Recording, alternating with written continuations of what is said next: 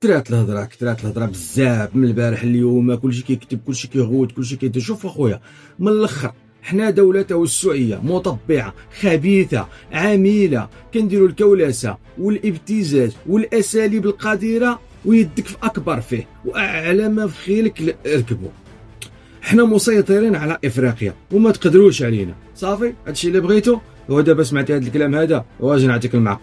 البيلانتي ديال البارح تفرجت في بزاف ديال الفيديوهات وسمعت بزاف ديال الخبراء، غادي نعطيوك الخلاصه في هذا الفيديو. شوف وحكم انت راسك ديك الساعه، ولا بقيتي شاد في ديك الهضره عرف راسك راك كتاكل البانه. شوف معايا هاد اللقطه هادي. هنا اللاعب المغربي قبل ما يحط رجلو هو في الارض وقاسو شويه في الكتف، الاخر كان حاط رجلو في الارض وتعمد السقوط.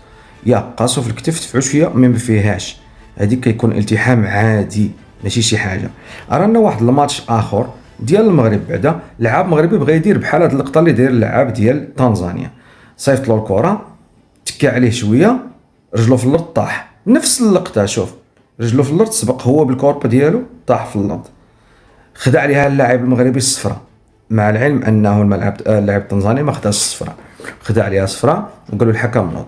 وفيها امثله كثيره وتقدر تشوفهم بزاف تاع الزوايا من الحقد ديالك للمغرب والبغض ديالك للمغرب، غادي يخليك انك نتايا تقول داكشي اللي غادي تقول لي عاوتاني في الكومونتيرات بلي هادشي كامل كتخربيق.